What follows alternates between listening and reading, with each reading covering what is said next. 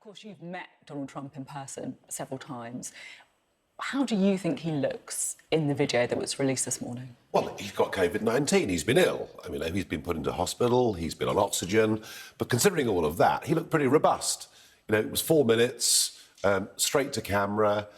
He looked pretty good, I thought. But look, the truth of it is, we know with this virus, it's 7 to 10 days in when you really know whether it's going to bite hard or not. So we're going to find out over the course of the next few days.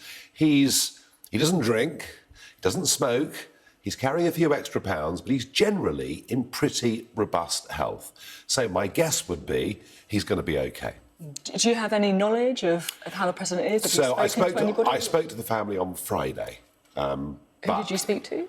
I spoke to a close family member on Friday. I won't reveal that. And they were obviously concerned. I mean, you would be concerned. You know, if anyone gets it, you're going to be concerned. But look, the truth is, we'll find out over the course of the next few days. In terms of his campaign, of course...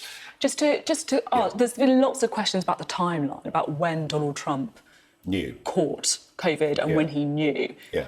Did you find out any of that from the family member you spoke to? I mean, look, he went to Bedminster for that fundraising event on Thursday evening. He came back and tested positive afterwards. That's where the argument is, you know. All I can tell you is that to get anywhere near Donald Trump, and I went to the Utah rally, Tulsa rally, his first rally in this campaign. To even get near to Donald Trump, you have to be tested. So we saw those people in the Rose Garden hugging each other. Kind of when you've just got a negative test, I guess it makes you a little bit complacent, a little bit too relaxed. I don't believe for a moment that he knew he was positive until late on Thursday night. OK. Now, you obviously know Donald Trump relatively well. I don't know him at all, but he does strike me as the kind of character who would not want to go into hospital unless he really had to. Is that a fair assumption? Yeah, I mean, of course he wants to, you know, he's the alpha male. He always wants to give the tough guy image. Of course he does. So, yeah, he must have had a few breathing difficulties. As I understand it, you know, there is a whole suite of offices at the hospital, so he can carry on with his work. Look, we can speculate all we like about how poorly he was on Friday when he went in. The fact is, we've seen him in this video this morning. We'll find out in the next couple of days how well or otherwise he is. Now, Donald Trump has been accused of not taking COVID seriously enough, frankly. He mocked Joe Biden for wearing a mask. He compared it to the flu. He said once it affects virtually nobody. Do you think this is going to change his attitude? Well, right at the moment, this puts coronavirus to the top of the agenda in the US presidential election, way above anything else. And that, of course, does not suit Donald Trump. Because there are questions about his handling of it. Of course there are. Of course there are. As there are, by the way, of every government in the Western world. I mean, they're all coming under criticism. But if you look at the numbers specifically, there is issues in the US. Yeah, no, I get that. So short term, this is bad for his campaign. It's bad because it puts COVID at the centre. It's bad because the accusations are that he was too lackadaisical. And it's bad because he can't come out and do what he's good at, which is rallies, campaigning, inspiring the troops, which he really is brilliant at.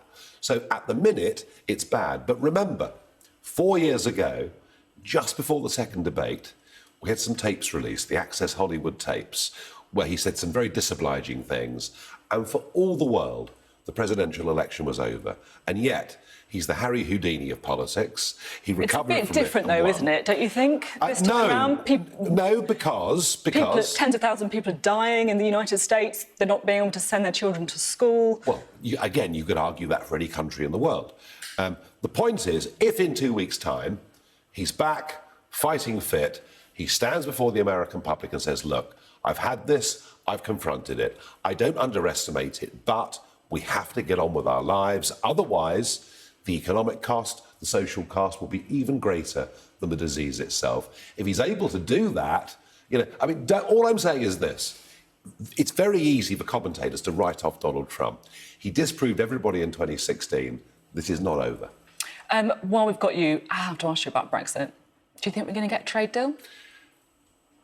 I sense from the government's language over the course of the last few days, one or two of the things they've said about fisheries, some of the comments from Ursula von der Leyen yesterday reminding Boris Johnson and the government that we did sign a new European treaty last year called the Withdrawal Agreement.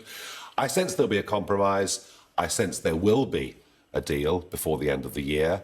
And it's one that will not fully satisfy many Brexiteers.